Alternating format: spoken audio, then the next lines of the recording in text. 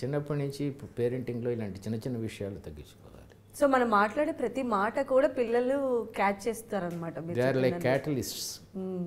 Catalyst లాగా వాళ్ళు మూలకం మారకుండా రియాక్షన్కి ఇచ్చేస్తుందని క్యాటలిస్ట్ అంటారు. వీళ్ళు యాంటీ క్యాటలిస్టులు, అంటే ప్రతిదీ తీసేసుకుంటారు లోపలికి. అక్కడి నుంచి షేపింగ్ స్టార్ట్ అవుతుంది. ఓకే. సో అయితే పేరెంటింగ్కి సంబంధించి ప్రతి మాట కూడా వాళ్ళపైన ఇలా ఇన్ఫ్లుయెన్స్ అయ్యేటువంటి ఈ టైంలో ఈ యాంగర్ మేనేజ్మెంట్ నుంచి బయటపడేటువంటి మార్గమే లేదంటారా? యాంగర్ మేనేజ్మెంట్ కన్నా నేను చెప్పాను కదా, నెగిటివ్ ఇంటెలిజెన్స్ చిన్న చిన్న సంఘటనల ద్వారా మారిపోతుందండి. ఒక ఐడియా జీవితాన్ని మారుస్తుంది అన్నట్టే ఒక వాస్తవం కూడా జీవితాన్ని మారుస్తుంది. ఒకసారి నేను మొన్నే ఒక 1 year బ్యాక్ డెలాయిట్ కంపెనీకి స్పీచ్ ఇవ్వడానికి వెళ్ళినప్పుడు అక్కడ పేరెంట్స్కి చెప్పాను నేను, పిల్లవాడు ఏదన్నా స్మార్ట్ ఫోను 7th yearలో అడిగినప్పుడు ఇవ్వను అన్నారు అనుకోండి, నా ఫ్రెండ్స్ అందరికీ ఉన్నాయి అన్నాడు పిల్లవాడు. సాధన అదే అంటారు కదా, కంపారిజన్. యు ఆర్ డిఫరెంట్ రా అనే మాట తరచూ ఉపయోగించండి అని చెప్పానండి. You are different. జీవితంలో పైకి వచ్చిన వాళ్ళందరూ డిఫరెంట్గా బతికారు, మహాత్మా గాంధీ నుంచి ఐన్స్టీన్ వరకు. మీకు థామస్ అల్వా ఎడిసన్ అయితే ఇంకా డిఫరెంట్గా బతికాడు. ఆ స్టోరీ తర్వాత ఎప్పుడన్నా డిస్కస్ చేద్దాం. యు ఆర్ డిఫరెంట్ అనే పదం పెరిగే కొద్దీ వాళ్ళలో yes I'm a leader, I'm different, మిగతా వాళ్ళందరూ సామాన్యులు, ఐఎమ్ అచీవర్ అనే ఫీలింగ్ చిన్నప్పటి నుంచి కలర్ చేయాలి. ఇది చాలా మంచి పాయింట్. ఇది ఒక స్టోరీ చెప్తాను.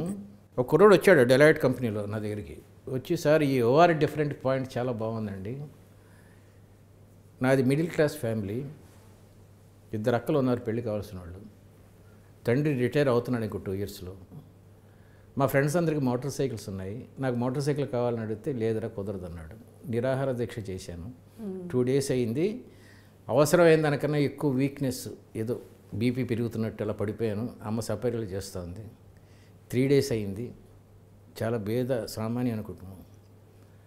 నాన్న ఇంకా తట్టుకోలేకపోయాడు. వచ్చి సరే కొనిపెడతానని చెప్పు అని వెళ్ళిపోయాడు. నేను అచీవ్ చేశాను, చాలా అచీవ్ చేశాను. స్కై ఇస్ ద లిమిట్ లాగా. అమ్మ భోజనానికి రారా అని చెప్పి నిమ్మకాయ రసం ఏదో చేయడానికి లోపలికి తీసుకెళ్తూ ఉంటే పక్కకు చూస్తే బాత్రూంలో నాన్న వాష్ బేసిన్ దగ్గర నిలబడి వెక్కి ఏడుస్తున్నాడు. ఎందుకంటే నా సిస్టర్కు కట్నం కోసం పెట్టిన డబ్బులు నా మోటార్ సైకిల్ కోసం ఇవ్వాలనే ఫీలింగ్తో. ఆ క్షణం నేను మారిపోయాను. ఈ క్షణం I'm executive of Deloitte company. ఆ ఒక్క సంఘటన నా జీవితాన్ని మార్చిందండి.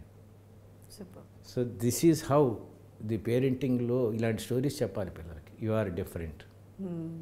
గురూజీ, పిల్లల్ని మనం ఎంత చక్కగా పెంచితే వాళ్ళు సొసైటీకి అంత హెల్ప్ఫుల్ అవుతారు, ఉత్తమ పౌరులుగా తీర్చిదిద్దుతారు, వాళ్ళకి సంఘంలో గౌరవం ఉంటుంది. యాజ్ ఎ పేరెంట్గా మనం కూడా చాలా గర్వంగా చెప్పుకుంటాం. అనాథాశ్రమంలో చేరకుండా ఉంటారు పేరెంట్స్. ఎస్, డెఫినెట్గా ఆ స్టేజ్ మాత్రం రాకూడదని కోరుకుంటున్నా ప్రతి పేరెంట్కి కూడా. అయితే మరి పిల్లలను ఈ రకంగా తీర్చిదిద్దడంలో పేరెంట్స్ పాత్ర ఎలా ఉండాలంటారు? 4 points చెప్తానండి దీంట్లో. ఫస్ట్, పేరెంట్స్ పిల్లల్లో ఉండే పెద్ద డిఫెక్ట్, అంటే పిల్లలు పెద్దోళ్ళు అయిన తర్వాత వచ్చే పెద్ద డిఫెక్ట్ జెంటిల్మెన్ సిండ్రోమ్ అండి. అంటే మొహమాటం.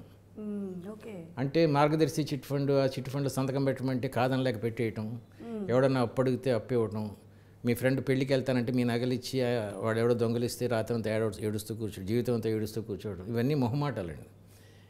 ఈ మొహమాటాన్ని తయారవడానికి కారణం కూడా పేరెంటింగేనండి. దీనికి ఒక చిన్న ఎగ్జాంపుల్ చెప్తాం. మీరున్నారు, మీ కొడుకు ఒక 7 ఏళ్ళు 8 ఏళ్ళు ఉన్నాయి. బాబు కొంచెం మంచివాడే కాబట్టి కొంచెం కిరాణా షాప్కి వెళ్ళి చింతపండు తీసుకురారా అన్నారు. చింతపండు దీనికి మీకు రసం పెట్టడానికి. రసం ఎవడ తింటాడు? వాడే తింటాడు కదా. దీనికి మంచివాడు అంటే ఎందుకు? వాడి రెస్పాన్సిబిలిటీ కిరాణా షాప్కి వెళ్ళటం, చింతపండు తీసుకురావడం రెస్పాన్సిబిలిటీ.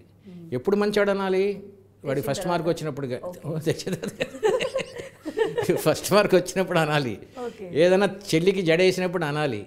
అమ్మకి సాయం చేసినప్పుడు వంటింట్లో అనాలి మంచివాడు అని. ఎందుకంటే వాడి బాధ్యతలు కావు ఇవేను, అవి చేస్తున్నాడు, అప్పుడు మంచివాడు. ఇక్కడ చింతపండు తేవడం ఇప్పుడు బాధ్యత. సో బాధ్యత వేరేది.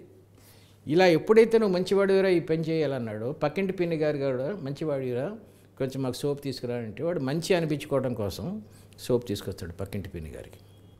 వీడికే 25 ఏళ్ళు వచ్చిన తర్వాత నువ్వు మంచివాడిరా కొంచెం చిట్ ఫండ్ మీద సంతకం పెట్టండి, సంతకం పెడతాడు.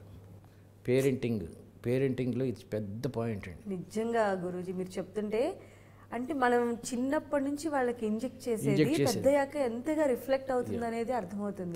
చిన్నప్పుడు పెట్టిన మంచి అనే పదము పెద్దయ్యాక తనని ఎంత దూరం తీసుకెళ్తుంది అనేది